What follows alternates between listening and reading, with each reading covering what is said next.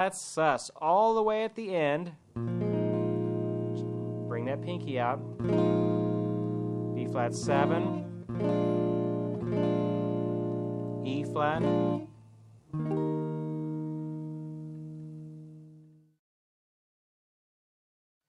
all right. Now, this time in our How Music Works section, we're going to talk about major scales. Okay? Remember the major scale pattern that we talked about. Whole, whole, half, whole, whole, whole, half, 2 wholes and a half, 3 wholes and a half. Now, you'll notice as you did all of those, and hopefully you did them and did them and did them, as you did all those, you came up with a certain combination of sharps and flats for each particular key. That's what we're going to talk about now. That's key signatures.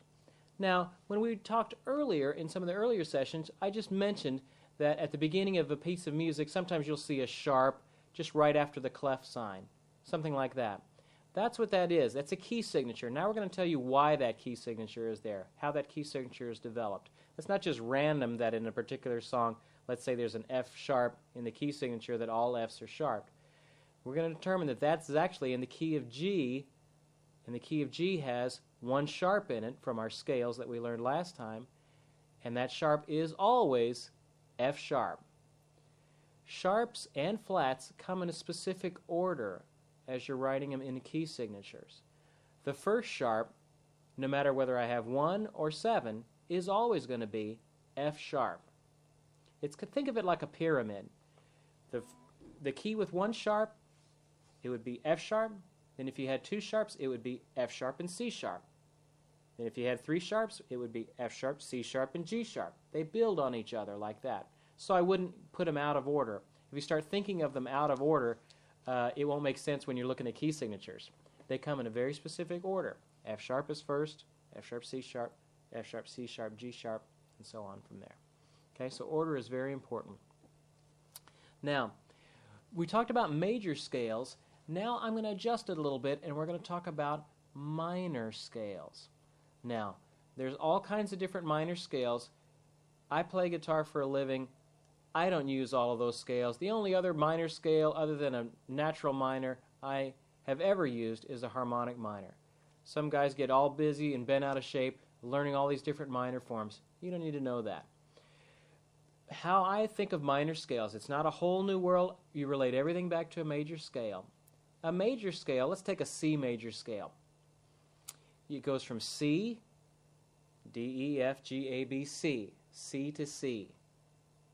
To get a minor scale from that, I go down, actually think of it like a number line. You know, it starts at C and then it just goes to C and then keeps going.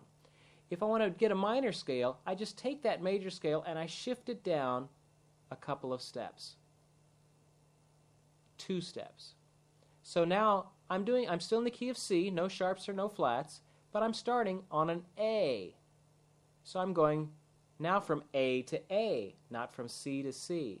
But I'm still in the key of C, no sharps or flats. So I end up with A, B, C, D, E, F, G, A. That is a minor scale, what we call in the business a natural minor scale.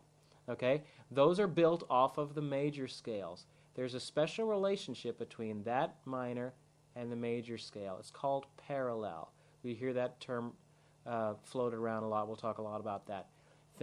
Something is a parallel major or a parallel minor. What that means is if I'm in the key of C and I want to get to the minor key, I can either go down 2, or it's probably easier for you to think of it if I go to the 6th step of a C major scale. That would be A, right? C, D, E, F, G, A. Now I'm at A. A minor is the parallel major of C major, and vice versa.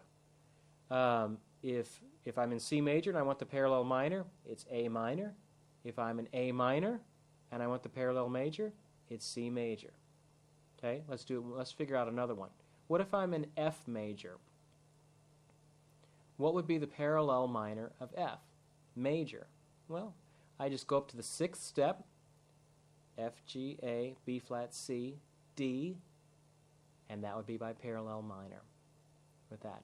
See how that works? Now, let's talk about keys a little bit. Okay, we touched on keys and key signatures a little bit earlier. So now let's put it into work. For example, in the key of F, when you were doing